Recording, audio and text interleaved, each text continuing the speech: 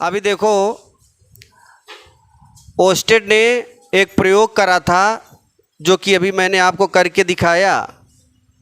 उन्होंने कहा जब किसी चालक तार में विद्युत धारा प्रवाहित करके, ध्यान देना, जब किसी चालक तार में विद्युत धारा प्रवाहित करके उस चालक तार को कंपास सुई के ऊपर रखते हैं।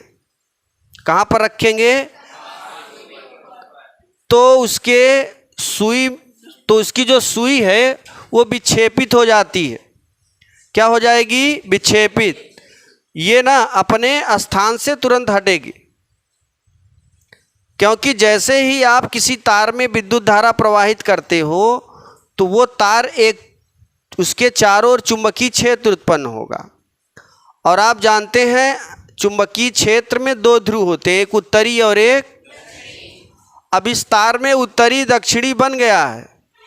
अब इसके ऊपर जैसे ही हम ले जाते हैं तो इस कंपास सुई का जो उत्तरी ध्रुव है और दक्षिणी ध्रुव, दो ध्रुव हैं, इसके दक्षिणी को इसका उत्तरी क्या कर देगा?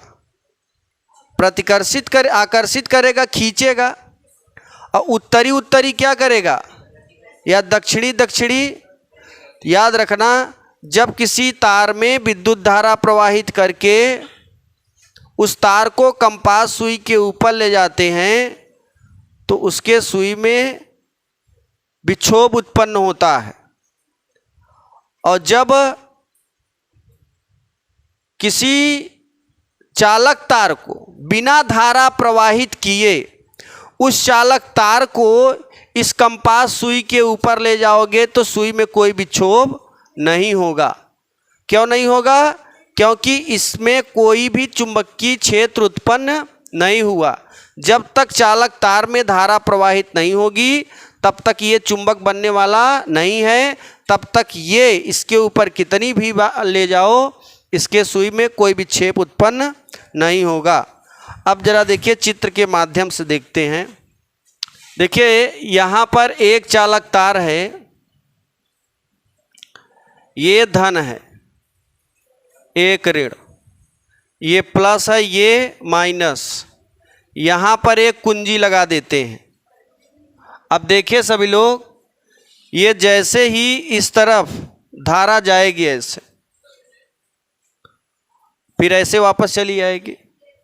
यहाँ पर एक कंपास सुई लगा देते हैं। कौन सी सुई?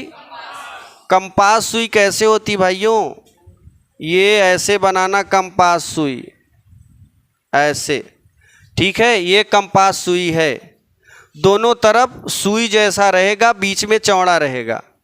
तो यहाँ पर हम एक कंपास सुई बना देते हैं ऐसे। अभी देखिए, ये कंपास सुई यहाँ लिख देते हैं, कंपास या दिक् सूचक सुई, दिशा सूचक सुई, दिशा को बताने वाली सुई, दिशा सूचक यंत्र, कुछ भी बोल सकते हो।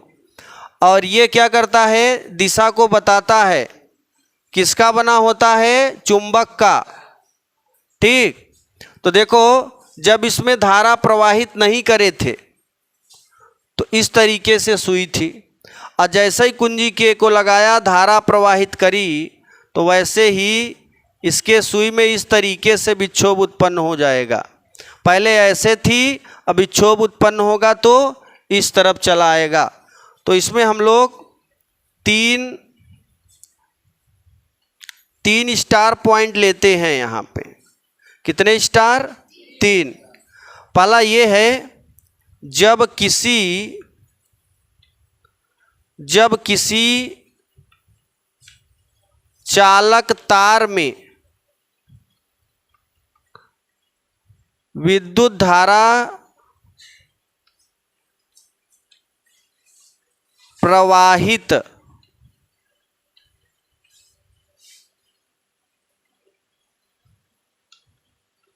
किया जाता है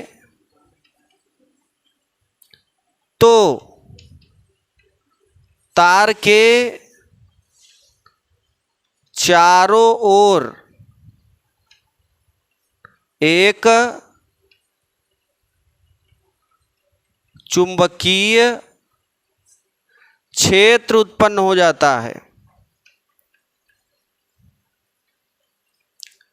चुंबकीय क्षेत्र उत्पन्न हो जाता है। अब जब चुंबकीय क्षेत्र उत्पन्न हो जाएगा तो जाहिर सी बात है एक चुंबक बन जाएगा ये तार, और चुंबक बन जाएगा और उस कंपास सुई के ऊपर ले जाएंगे तो उसके सुई में विक्षोभ उत्पन्न होगा। दूसरा स्टार क्या है?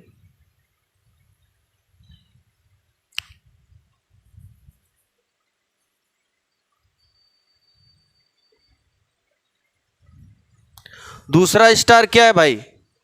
दूसरा ये है जब किसी तार में विद्युत धारा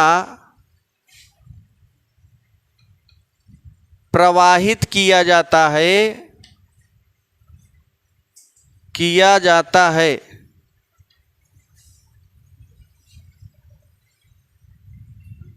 उसके बाद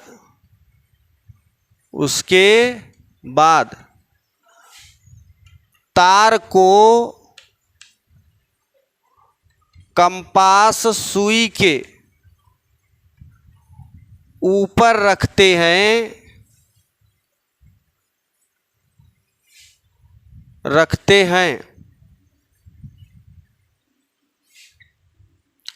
तब सुई विक्षेपित हो जाती है। विक्षेपित हो जाती है। अब आगे देखिएगा सभी लोग,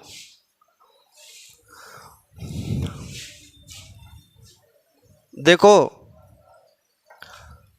किस दिशा में अगर धारा प्रवाहित करें तो वो उसकी सुई किस दिशा में प्रवाहित होगी, जरा ध्यान देना। इन्होंने एक नियम दिया,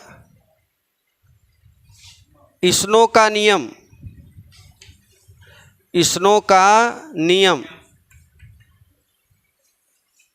जब किसी तार में, ध्यान देना, जब किसी तार में, यस का मतलब क्या होता है? साउथ, है ना। यन का मतलब, ओ का मतलब ओवर, डब्ल्यू का मतलब वेस्ट माने पश्चिम। जब किसी तार में धारा साउथ से नॉर्थ की ओर प्रवाहित कराकर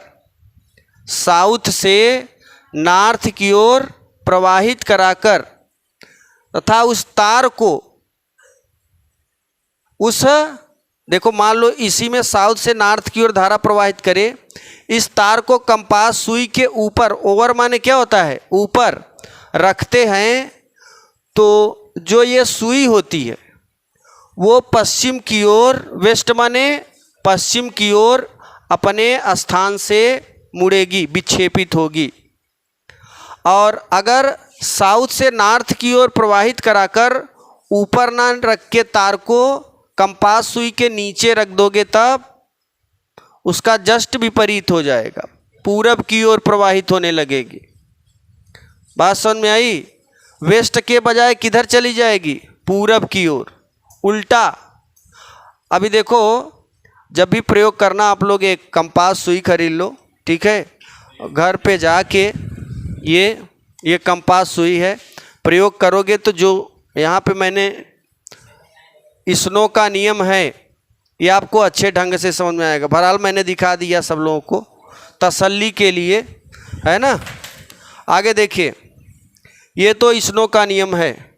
अगर आपसे कोई पूछ ले स्नो का नियम क्या है तो आप बताओगे जब किसी चालक तार में धारा साउथ से नॉर्थ की ओर प्रवाहित कराते हैं तथा उस तार को कंपास सुई के ऊपर रखते हैं तो कंपास सुई किस तरफ विक्षेपित होगी? वेस्ट की ओर, वेस्ट माने पश्चिम। ध्यान देना, साउथ नॉर्थ ईस्ट वेस्ट, ठीक। किधर से किधर, साउथ से नॉर्थ।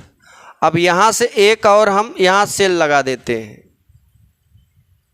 ये धन है ये ऋण है, धारा ऐसे तो चलेगी ना। अब यहाँ पर एक कंपास सुई जोड़ दिया जाए, इसके ऊपर क्या रख दे, कंपास सुई,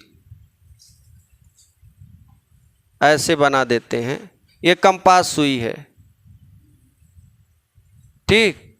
अब इसमें धारा साउथ से किधर बह रही है, नॉर्थ की ओर ऐसे जा रही है, साउथ से नॉर्थ, धन से ऋण। तो देखो इसके सुई में किधर विक्षोभ होगा, वेस्ट, ऐसा है ना। ये इसको दिशा को लेटा दो और इसके ऊपर करा दोगे तो बहुत बढ़िया एडजस्ट हो जाएगा। यानी ये जो सुई है ये किधर जाएगी, इस तरफ, और नीचे कर दोगे तो सुई किधर जाएगी, इस तरफ। बात समझ में आई? तो डायरेक्शन है भाई, अभी प्रैक्टिकली करोगे तो ऑटोमेटिक समझ में आ जाएगा, बट चित्र में एग्जैक्टली आपको यहाँ पर समझ में आ गया कि धन से ऋण की ओर धारा प्रवाहित करो साउथ से नॉर्थ, तो ये जो सुई है इस तरफ विक्षेपित होगी। अगर इसको नीचे कर दोगे तो ये इस तरफ विक्षेपित होगी, ठीक है। तो यही है, ये नियम याद रखना, 2 नंबर का आता है एग्जाम में, स्नो का नियम। लिखिए जरा,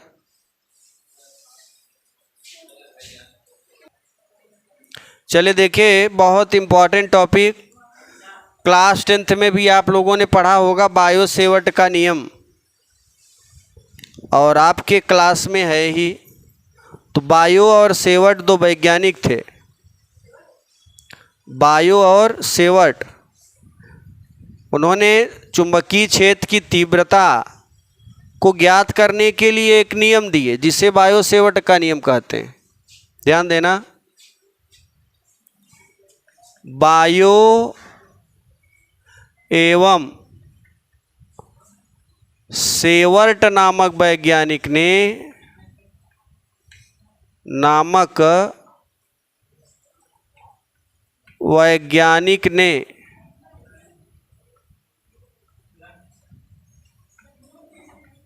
चुंबकीय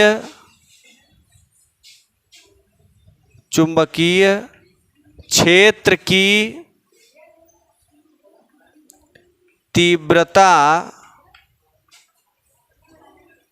ज्ञात करने के लिए एक नियम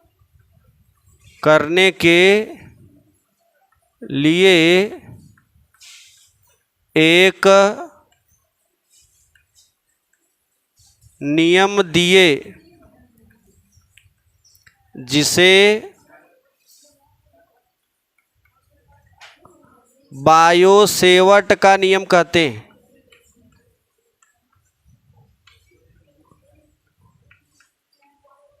नियम कहते हैं, देखना जरा, चुंबकीय क्षेत्र की तीव्रता ज्ञात करने के लिए एक नियम दिया जिसे क्या कहते हैं, बायो सेवर्ट का नियम। अब जरा समझिए, देखो होता क्या है, एक अल्पांश लंबाई का तार लेते हैं, अल्पांश लंबाई माने छोटी दूरी का तार, ठीक। ये लड़के बंद करो, एक छोटी दूरी का तार ले लिया, तार टेढ़ा मेढ़ा कुछ भी हो सकता है, ये ए है और ये बी। इस तार में हमने विद्युत धारा प्रवाहित कराया आई, कितना, आई। जब इस तार में विद्युत धारा प्रवाहित कराओगे तो इसके चारों ओर एक चुंबकीय क्षेत्र उत्पन्न होगा। तो मान लेते हैं इस तार से स्मॉल आर दूरी पर एक चुंबकीय क्षेत्र उत्पन्न हुआ जिसका नाम है डेल्टा बी। विद्युत क्षेत्र को ई से और चुंबकीय क्षेत्र को बी से, फिर समझिएगा, विद्युत क्षेत्र की तीव्रता को ई से, या कोई पूछ ले विद्युत क्षेत्र को ई से, चाहे तीव्रता लगा दो चाहे क्षेत्र, ई। अगर चुंबकीय क्षेत्र कहे तब बी, या चुंबकीय क्षेत्र की तीव्रता कहे तब भी बी, क्योंकि क्षेत्र रहेगा तभी तीव्रता बनेगा, बिना क्षेत्र के तीव्रता नहीं बनेगा। तो चाहे विद्युत क्षेत्र अगर कोई पूछ लिया तो ई, और चुंबकीय क्षेत्र पूछ ले तब बी, है ना। आगे देखिए, विद्युत क्षेत्र विद्युत के ही कारण बनता है और चुंबकीय क्षेत्र भी विद्युत के कारण ही बनता है। विद्युत क्षेत्र की डिफिनीशन क्या बोले थे? जब किसी तार में विद्युत धारा प्रवाहित करते हैं तो इसके चारों ओर विद्युत क्षेत्र उत्पन्न हो जाता है, एक क्षेत्र उत्पन्न हो जाता है जिसे हम विद्युत का क्षेत्र कहते हैं। और उसी तार में धारा प्रवाहित करोगे तो जो क्षेत्र चारों ओर उत्पन्न हो रहा है वही चुंबकीय क्षेत्र है। यानी विद्युत क्षेत्र एक तरीके से क्या है? चुंबकीय क्षेत्र, और चुंबकीय क्षेत्र एक तरीके से क्या है? विद्युत क्षेत्र। बात समझ में आई? घटनाएं एक ही हो रही हैं बट नाम अलग अलग है, एक चुंबक है एक विद्युत क्षेत्र। आगे देखो, इस तार के चारों ओर, जैसे हम यहाँ पे एक तार ले लें, इस तार में विद्युत धारा प्रवाहित कराएं तो इसके चारों ओर विद्युत क्षेत्र उत्पन्न होगा। मान लेते हैं इस तार से स्मॉल आर दूरी पर क्षेत्र उत्पन्न होगा। जो इलेक्ट्रॉन क्षेत्र निकाल के बना रहे हैं, मान लेते हैं वो इस तार से कितने अंश पर? थीटा। भाई वैसे तो हम लोग कहते चले आए हैं कि जो इलेक्ट्रॉन होते हैं तार के लंबवत होते हैं, लेकिन उस लंबवत को मान को निकालने के लिए कुछ न कुछ तो कोण देना पड़ेगा ना, कि कितने कोण पर वो गति कर रहे हैं चारों दिशाओं में। तो मान लेते हैं थीटा। बात समझिएगा। देखो, ये जो चुंबकीय क्षेत्र की तीव्रता है, क्या है भाई? चुंबकीय क्षेत्र की तीव्रता डेल्टा बी। डेल्टा बी कितनी बातों पर निर्भर करेगा? ध्यान देना, ये जो ए से बी के बीच की दूरी है ना, वो डेल्टा यल है। क्या है? डेल्टा यल है। आप जानते हैं कि जो चुंबकीय क्षेत्र या विद्युत क्षेत्र होता है वो एक सदिश राशि होता है। विद्युत क्षेत्र की तीव्रता कौन सी राशि है? सदिश। चुंबकीय क्षेत्र की तीव्रता भी सदिश। और जो होता है सदिश, वहाँ पे वो क्षेत्र उस साइन के अनुक्रमानुपाती होगा। लड़के क्या बोला कि इस जो तार अल्पांश लंबाई की लिया है, उस तार की लंबाई क्या है? डेल्टा यल। इसमें जो धारा प्रवाहित हो रही है कितनी हो रही है? आई। कितनी दूरी पर विद्युत क्षेत्र उत्पन्न हो रहा है? आर। एक सूत्र सिद्ध करना है, डेल्टा बी बराबर म्यू नॉट अपान 4 पाई आई डेल्टा यल साइन थीटा बटे आर स्क्वायर। ठीक है, क्लास 10th में भी आपने पढ़ा था, इससे दोबारा हो रहा है। चलिए देखिएगा। देखो, ये चुंबकीय क्षेत्र कितने बातों पर निर्भर करेगा, यहाँ पर निकाल लेते हैं। जो डेल्टा बी है वो तो पहले तो धारा पर डिपेंड करेगा भाई। अगर धारा प्रवाहित ना करें तो चुंबकीय क्षेत्र बनेगा क्या? तो जितना ही धारा प्रवाहित करोगे उतना ही बड़ा क्या बनाएगा? क्षेत्र। ये पहली बात हो गई। दूसरी बात देखो, ये जो चुंबकीय क्षेत्र है, इस तार में धारा प्रवाहित करा, तार की दूरी कितनी लिए हैं? यानी ये हो जाएगा डेल्टा यल। यानी जो चुंबकीय क्षेत्र है वो तार के लंबाई के अनुक्रमानुपाती है। अगर तार की लंबाई ज़्यादा है तो चुंबकीय क्षेत्र का मान भी ज़्यादा होगा। भाई अगर हम यहाँ से लेकर यहाँ तक लंबा सा तार फैला दें, विद्युत धारा प्रवाहित कर देंगे, तो यहाँ से लेकर यहाँ तक उसके चारों ओर चुंबकीय क्षेत्र उत्पन्न हो जाएगा। तो जितना ही बड़ा तार होगा उतना ही ज़्यादा चुंबकीय क्षेत्र उत्पन्न होगा उसके चारों ओर, है ना। आगे देखो, अब ये जो चुंबकीय क्षेत्र है और किस बात पर निर्भर करेगा? थीटा। अब थीटा में साइन लेंगे कि कास?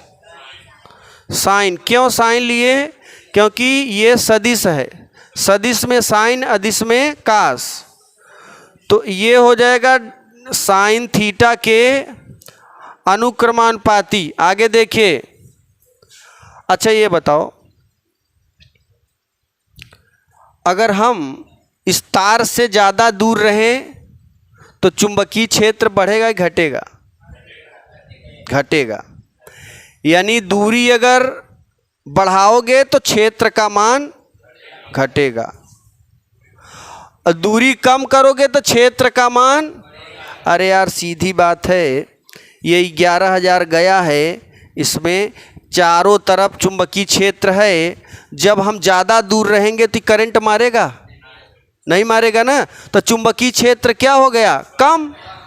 इसके जैसे जैसे पास में आएंगे चुंबकीय क्षेत्र का मान, मतलब दूरी घटेगा तो चुंबकीय क्षेत्र बढ़ेगा। अब देखो, दूरी घटेगा तो चुंबकीय क्षेत्र, फिर से समझो मेरी बात, मतलब ऐसा सेट करो यहाँ कि जो चुंबकीय क्षेत्र हैं delta be inversely proportional 1/r², है ना।